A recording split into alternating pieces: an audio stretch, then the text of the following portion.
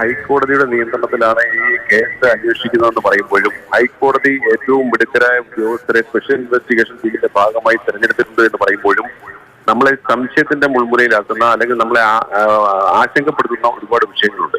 ഇവിടെ സൂചിപ്പിച്ചതുപോലെ ഈ പോറ്റിയിലേക്ക് മാത്രം എത്തി നിൽക്കുന്ന വിഷയങ്ങൾ, അതിനപ്പുറത്തേക്ക് 6 ആഴ്ചയ്ക്കുള്ളിൽ അന്വേഷണം പൂർത്തിയാക്കി കോടതിയിൽ റിപ്പോർട്ട് സമർപ്പിക്കണമെന്നാണ് പറഞ്ഞിരുന്നത്.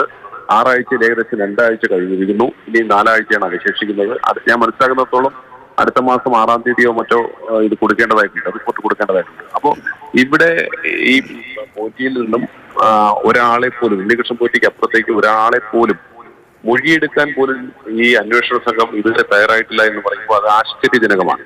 തീർച്ചയായിട്ടും ഇതിനകത്ത് സംശയം ജനിപ്പിക്കുന്ന നടപടികളാണ് ഈ സ്പെഷ്യൽ ഇൻവെസ്റ്റിഗേഷൻ ടീമിന്റെ ഭാഗത്തുണ്ടാകുന്നത്. ഇവിടെ ഈ പോറ്റി മാത്രം, ഉണ്ണികൃഷ്ണൻ പോറ്റി മാത്രമല്ല, അതിനപ്പുറത്തേക്ക് ഈ പറഞ്ഞ പോലെ മുരാരി ബാബു മാത്രമല്ല, ഉദ്യോഗസ്ഥർ മാത്രമല്ല, ദേവസ്വം ബോർഡ് പ്രസിഡന്റ് ഉൾപ്പെടെ, മുൻ പ്രസിഡന്റുമാരുൾപ്പെടെ, ദേവസ്വം മന്ത്രി ഉൾപ്പെടെയുള്ളവർ കാര്യത്തിൽ നിലനിൽക്കുമ്പോൾ ഉദ്യോഗസ്ഥ തലത്തിലേക്കോ അതിനപ്പുറത്തേക്ക് രാഷ്ട്രീയ നേതൃത്വത്തിലേക്കോ എത്തിപ്പെടേണ്ട ഈ കേസ്, ഇതുമായി ബന്ധപ്പെട്ട ഒരു ചോദ്യം ചെയ്യൽ, ഒരു മൊഴിയെടുക്കൽ പോലും ഉണ്ടാകുന്നില്ല എന്ന് പറയുന്നത് ശബരിമല വിശ്വാസികളെ സംബന്ധിച്ച്, ഭക്തരെ സംബന്ധിച്ച് ഇത്രയും വലിയ തീവെട്ടിക്കൊള്ള നടന്നതിന് ശേഷവും ഈ അന്വേഷണം ശരിയായ ദിശയിലേക്കാണ് പോകുന്നത് എന്ന് നമുക്ക് ചിന്തിക്കാൻ, അനുമാനിക്കാൻ ഒരു കാരണവും കാണുന്നില്ല. കാരണം ഇത്രയും ദിവസമായി ഉണ്ണികൃഷ്ണൻ പോറ്റിയെ നോക്കൂ.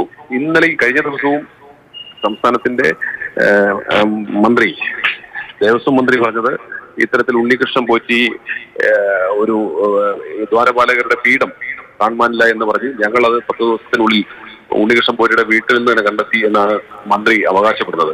അങ്ങനെയെങ്കിൽ ആ കണ്ടെത്തിയതിന്റെ പേരിലെങ്കിലും ഒരു FIR എടുക്കാൻ സംസ്ഥാന സർക്കാർ തയ്യാറായി ഇല്ല.